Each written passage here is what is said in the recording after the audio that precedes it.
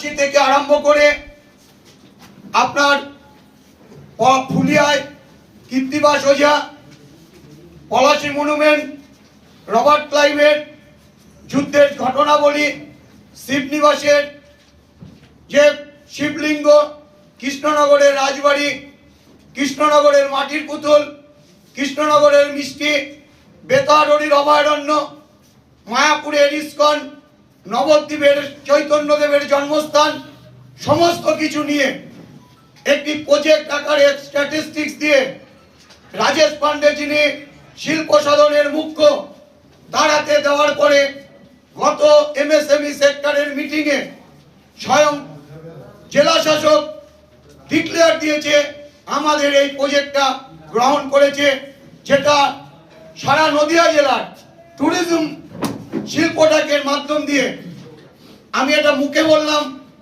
অনেকভাবে করে দেওয়া, যার মধ্যে দিয়ে আমাদের ট্যুরিজম শিল্প উন্নতি লাভ করবে।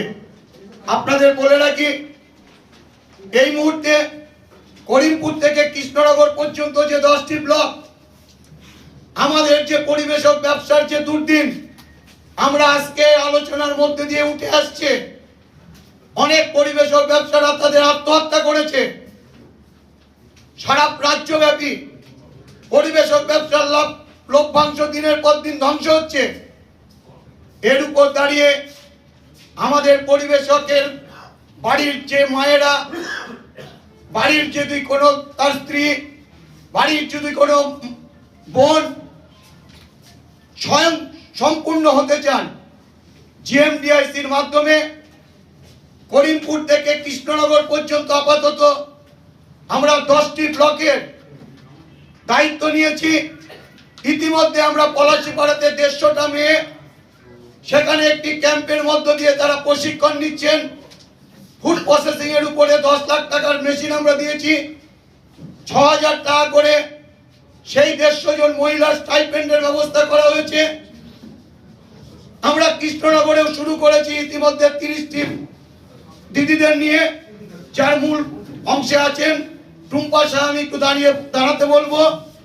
চাউমিন যে কোনো জিনিস তৈরি করার ক্ষেত্রে কেন্দ্রীয় সরকার, রাজ্য সরকার স্বয়ং তাদের কানেক্টিং করে আমরা এই কাজগুলো করছি Nadia district chamber of commerce and ইন্ডাস্ট্রির মধ্য দিয়ে।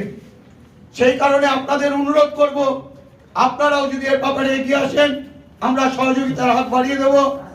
ইতিমধ্যে আমরা লড়াইয়ের মধ্য দিয়ে আমাদের পানি নালাতে 31 বিঘা, যেটা রাজ্য সরকার দীর্ঘদিন ধরে বলে আসছে শিল্প তালুক, যেটা নদিয়ায় নেই, ইতিমধ্যে আমরা অনেক লড়াই সংগ্রামের মধ্য দিয়ে, আমি অনেকবার মিটিং করে ডিএম সাহেবের সঙ্গে, জিএমডিআইসির সঙ্গে, কলকাতা শিল্প সদনে, আজকে সেটা আমাদের গর্ব। এই সিনার্জিতে আপনারা যারা গেছিলেন, অসীম বাবু গেছিলেন, তন্ময় বাবু গেছিলেন, তারক বাবু গেছিলেন, যারা গেছিলেন দেখেছেন রাজেশ পান্ডে স্টেজে উঠে সেই প্রপোজাল স্যাংশন করেছে, যেটা চেম্বার অফ কমার্স অ্যান্ড ইন্ডাস্ট্রির মাধ্যমে সেখানে শিল্প তালুক হবে। এটা আমাদের গর্বের, আমরা প্রতিনিয়ত এইভাবে কাজ করে যাচ্ছি।